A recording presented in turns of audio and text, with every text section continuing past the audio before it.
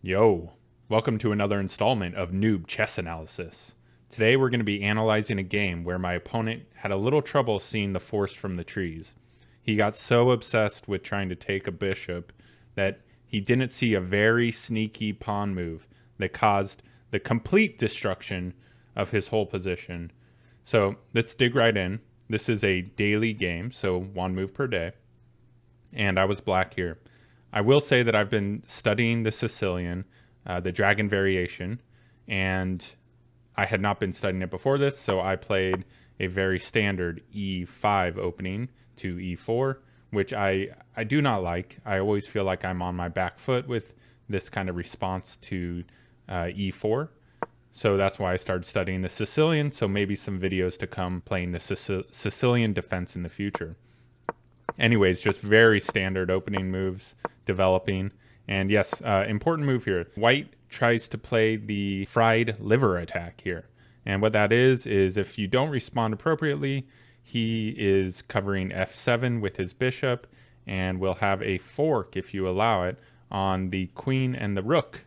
And you can't really do anything about it if you don't respond appropriately here. And the correct response is the knight to h6. So just moving up here, and what you're doing is you're defending f7 so that he can no longer take, and you'll be able to capture. And if he decides to take for some reason, you'll be up in exchange, and then I would likely just manually castle here, just moving the rook out and then moving the queen back in.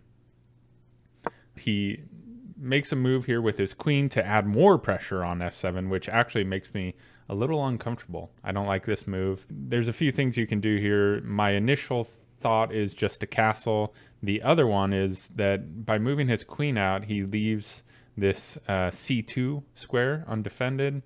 And with that, you could move your knight up and get a nice fork in where you get check and you end up getting the rook here. So kind of a weakness. Although I wasn't quite sure if he had a move after this that would completely destroy me. So I decided to think about king safety and castle first. He also castled after, and I ended up then going for the knight, where I'm looking. I mean, the fork is still here. Well, it's not really a fork. It's more that the rook is stuck. There's no way for the rook to move, and c2 is still undefended. So I could jump up here, and there's no way for him to save his rook if he allows me up here. I'm also putting pressure on the queen here, so he literally has one move, and that's back to c1. So really, I like this move a lot because I develop into a really nice outpost, and it forces him to undevelop his queen, so he loses tempo there. Next, I put more pressure on the queen by developing my bishop. And yeah, now he's really got to move here where he has to continue defending c2, and I get a free development move. Next, I move my queen up to start thinking about an attack on the opponent's king, which was just an idea. I don't know if it's the greatest move, but that was my plan.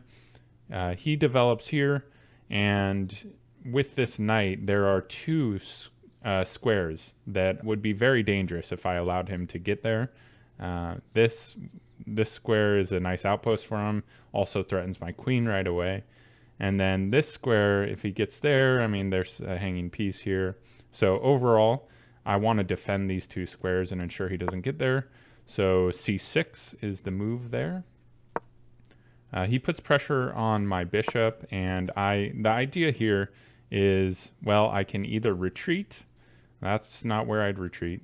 But yeah, you can either retreat there, or you could do the old snakearoo back and see if he will open up his king a bit. So if he does decide to chase me away, it opens some weaknesses to his king, sorry. And he does decide to do that. It does look like there's an attack on his king that is possible because of this.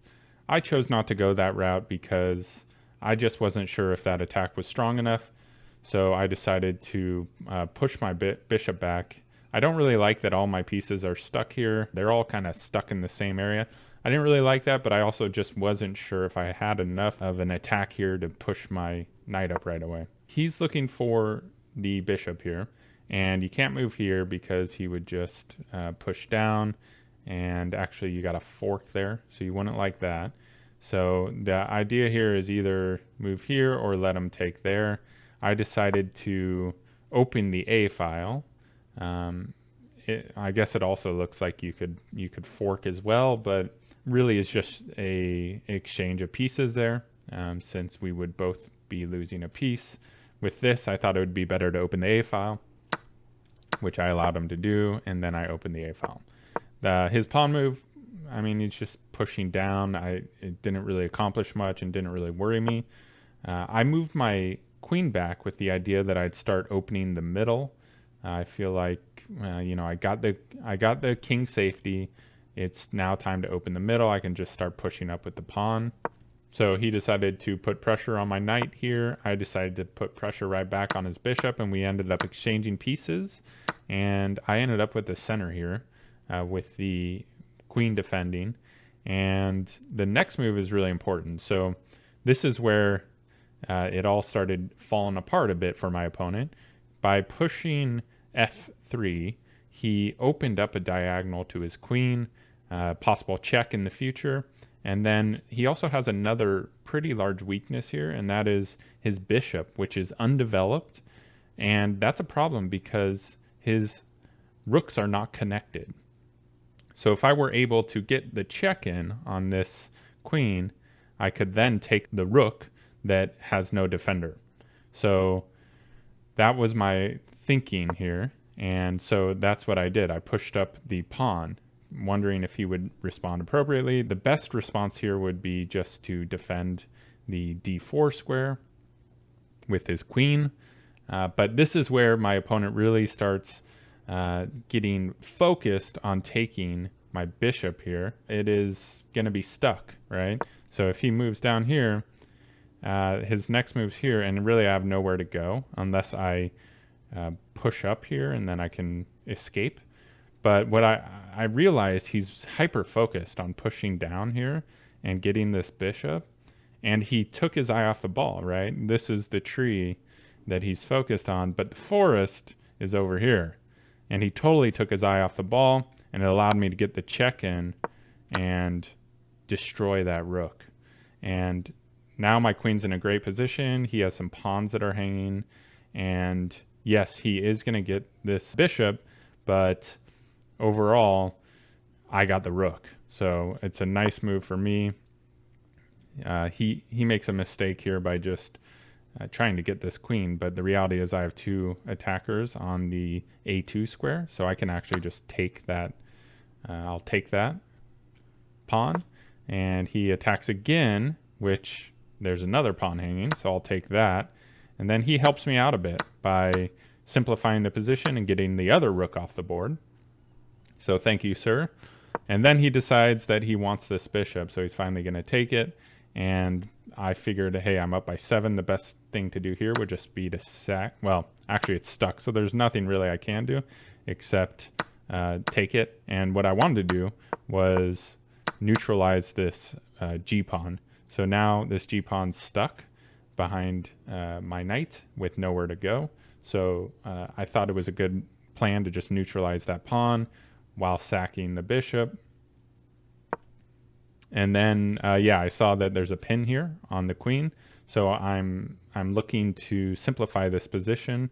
And really, it's all about simplification now. I just want to take out his queen, make sure that I have the advantage going into the endgame. And so with this pin, he literally has to take, but actually he doesn't take, which is a huge mistake and really sets up the end of this game. Because when I take now, he has to take with his bishop. And I don't think he saw that my rook is in an amazing position to pin the bishop to the king. And he has no way to protect this bishop after I make this move. And he resigns. So the moral of the story is don't lose the forest by getting focused on the tree. The tree here being my bishop that he wanted to trap. He ended up trapping it, but he sacrificed the whole game by doing that. Another moral of the story is always look when you have a pawn move When there's a pawn move, it opens up angles usually. So if someone moves a pawn, look what it opens up, or look what it does, what it undefends by moving forward. So that queen was able to sneak in, get the check, and steal the rook, all because of a sneaky little pawn move. All right, so that's it from me. Check me out on Twitch, twitch.tv/yobeebs. Also, make sure to like the video and subscribe, trying to build this channel up. So any support you can help me with would be amazing. Thanks for watching.